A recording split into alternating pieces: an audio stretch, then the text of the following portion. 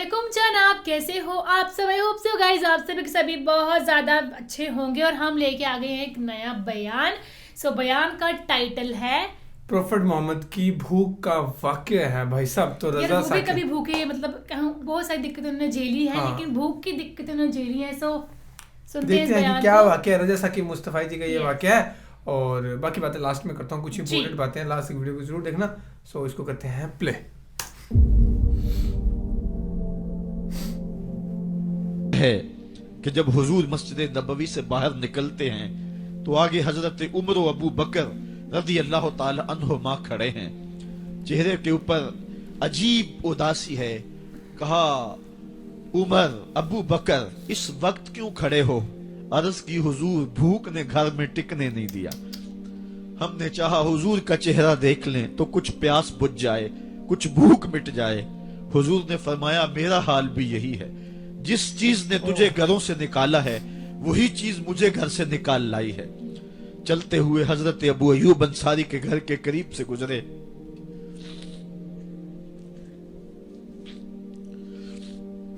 हुजूर की खुशबू पाके वो बाहर आ गए। अर्ज की, बंदा नवाज आज मेरे मेहमान नहीं बनते? हुजूर ने कहा, तुम्हारी मर्जी। घर ले गए, चटाई बिछाई, हुजूर को बिठाया, घर वालों को बकरी का बच्चा ज़बह करके दिया। कहा, जल्दी जल्दी खाना तैयार करो, मेरे आका को भूख लगी होगी।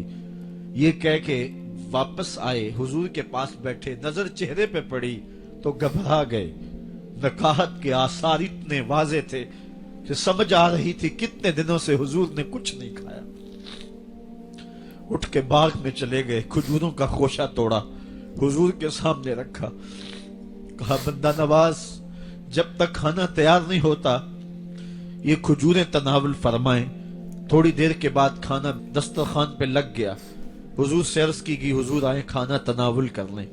हुजूर ने दस्तरखान पर तशरीफ फरमा हो करके हुजूर ने कपड़ा उठाया तो हुजूर ने जब देखा कि खाना है तो हुजूर ने एक रोटी ली और चंद बोटियां उठाई और एक खादम को बुला करके कहा, जाओ हमारे घर दे आओ, मेरी बेटी फातिमा कितने दिनों से भूखी है।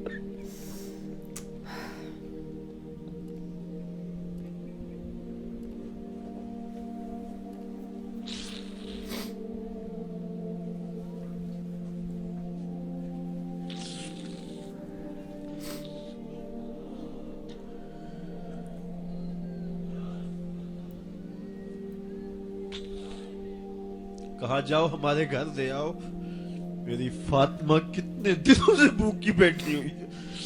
माल के कौनैन हैं, गोपास कुछ रखते नहीं, दो जहां की नेमतें हैं उनके खाली हाथ में।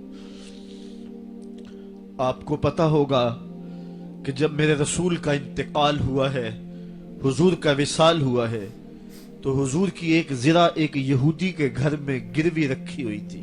हुजूर ने ज़िरा रख करके उससे कर्ज लिया हुआ था। ये इस्लाम की गुर्बत की कहानी है और फिर अल्लाह ने इस्लाम को अमारत के रंग भी दिए। आओ तुम्हें कहानी सुनाऊं। हजरत अदी बिन हातम रिवायत करते हैं, सही बुखारी में रिवायत है। ये हातम ताई के बेटे हैं। कहते हैं, मैं हुजूर की खिदमत में हाजिर हुआ। एक शख्स आया, कहने लगा, हुजूर गुर्बत ने मेरा बुरा हाल कर दिया है। और उसने शिकायत की गुर्बत की, पसमानदगी की और अपनी मुआशी बदहाली की। फिर एक शख्स आया, कहने लगा, हुजूर मेरे पास दौलत तो है लेकिन मैंने जिस मंजिल पे जाना है रास्ता पुरखतर है, तो मेरे लिए क्या हुक्म है कि मैं कैसे रास्ता तय करूं। तो ये दो लोगों ने ये बातें की तो हजरत अदी कहते हैं कि हुजूर ने रूए सुखन मेरी जानब मोड़ा और मेरी जानब मुखातिब होके कहा, अदी तूने हीरा देखा है? अदी कहते हैं, मैंने अर्ज की, हुजूर देखा नहीं, सुना है। हीरा ये शहर है इराक का। तो हुजूर ने फरमाया, अदी तूने हीरा देखा है? मैंने कहा, नहीं हुजूर देखा नहीं, उसका तज़किरा सुना है। फरमाया, अदी अगर अल्लाह तुझे जिंदगी की मोहलत दे तो हीरा से एक खातून चलेगी, तू अपनी आंखों से देखेगा और मक्के तक पहुंचेगी और अल्लाह के घर काबा का तवाफ करेगी और उसको हीरा से लेकर के मक्के तक अल्लाह के अलावा किसी का डर नहीं होगा। कहते हैं कि मैंने दिल में कहा कि फिर बनु तय के डाकू मर गए होंगे जिन्होंने अरब के ऊपर रोब डाल रखा है, तो वो तो फिर खत्म हो गए होंगे। कहते हैं मैं अभी सोच ही रहा था कि हुजूर ने मजीद मेरी हैरत में इजाफा करते हुए कहा, अदी अगर तुझे अल्लाह ने जिंदगी की मोहलत दी तो तू देखेगा कि किसरा के खजाने तेरी झोली में होंगे। तो उस दौर की सुपर ताकत थी। मैंने कहा हुजूर किसरा बिन हुरमज? हुजूर ने फरमाया हाँ किसरा बिन हुरमज। कहते हैं कि हुजूर ने फिर फरमाया दी अगर तू जिंदगी पाई तो तू वो दिन भी देखेगा कि एक शख्स ज़कात की रकम लेकर के, ज़कात की चांदी लेकर के, ज़कात का सोना लेकर के निकलेगा और उसको कोई ज़कात का मुस्तहिक ही नहीं मिलेगा।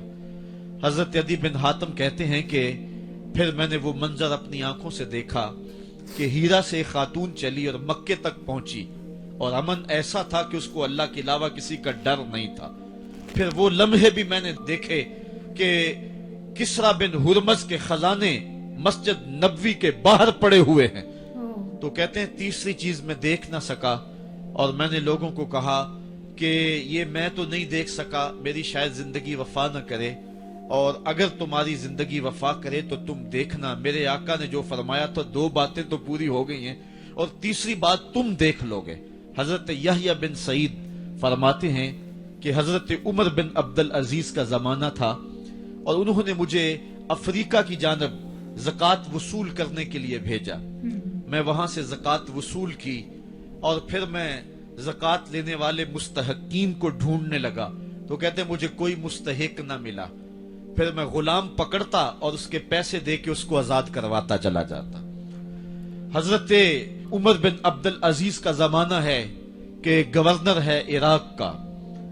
वो हजरत उमर बिन अब्दुल अजीज को लिखता है कि इतनी रकम है, इसका क्या करना है। तो उमर बिन अब्दुल अजीज कहते हैं रकम लेके यहां ना आना, वहां इराक के लोगों में बांट दो, जो ज़कात के मुस्तहिक हैं उनको तकसीम कर दो। तो गवर्नर लिखता है जो मुस्तहिक है उनको दे दी, अब कोई मुस्तहिक नहीं रहा तो मैं क्या करूं। तो हजरत उमर बिन अब्दुल अजीज कहते हैं जो मकरूज हैं उनका कर्ज उतार दो। तो कहते हैं कि हाँ कर्ज भी मैंने उतार दिया है, रकम फिर भी बच रही है, क्या करूं। तो हजरत उमर बिन अब्दुल अजीज ने फिर लिखा जो शख्स शादी करना चाहते हैं उनका हक मेहर अदा कर दो। मैंने कहा कि वो भी कर दिया है, रकम फिर भी बच गई, अब क्या करूं। तो हजरत उमर बिन अब्दुल अजीज ने मुझे लिखा कि जो गैर मुस्लिम हैं जिन्होंने टैक्स दिया हुआ है, जितना टैक्स दिया है उससे दुगने पैसे उनको कर्जे में दे दो और उनको कहो जाओ इसका कारोबार करो, खेती बाड़ी करो, और साथ उन्हें ये भी कह देना कर्ज की फिक्र ना करना और ज्यादा इसमें परेशान ना होना, जब दे सकोगे दे देना। ये दौर भी फिर इस्लाम ने देखा और ये घड़ियां भी देखी जब चिथड़े पहने हुए थे, जब पैवद लगे लिबास पहने थे, जब पेट में डालने के लुकमा भी नहीं था। अल्लाह का दीन उस वक्त भी गालिब था।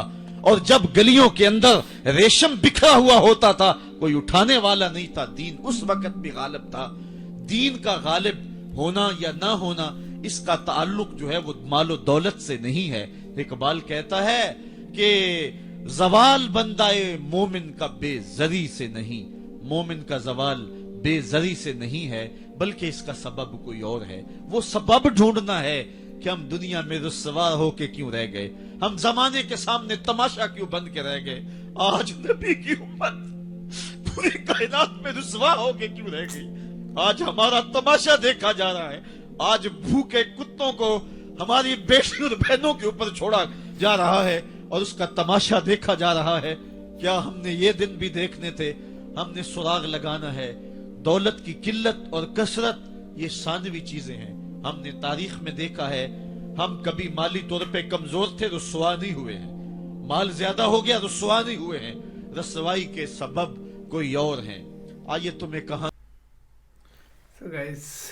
ये था वाकया प्रॉफेट मोहम्मद की भूख का वाकया। मतलब उन्होंने इस वीडियो में ये बताया है कि दोनों टाइम जो है उन्होंने देखा है। एक टाइम भी मतलब भूख थी, एक मतलब एक छोटा सा टुकड़ा दाना नहीं था उनके पेट में डालने के लिए ना, और एक वो टाइम था जब रेशम जो था गलियों में मतलब बिखर रहा था, उसको कोई मतलब लेने वाला नहीं था, इतना ज़्यादा पैसा भी देखा, मतलब हर चीज़ अप एंड डाउन देखे हैं, क्योंकि आजकल भी होता है, आजकल भी कोई जैसे हम अभी कभी ऊपर है कभी नीचे, लेकिन बंदा अपने अप एंड डाउन में कैसे रहता है ये चीज़ हमेशा मैटर करती है। उनको भूख लगी थी लेकिन उनको खाना मिला तो उन्होंने पहले अपनी बेटी को दिया कि मेरी बेटी भाई भूखी है, पहले उसको जाके दिया, है ना। सो अपनी हिम्मत, इससे हमें ये सीख मिलती है कि अपनी हिम्मत कभी ना हारो, चाहे आपका टाइम खराब चल रहा है, बस आप कोशिश करते रहो, अगर कोशिश करने के बाद आपको कोशिश करते रहो, अपने गोल पे आप जरूर पहुंचोगे एक न एक दिन।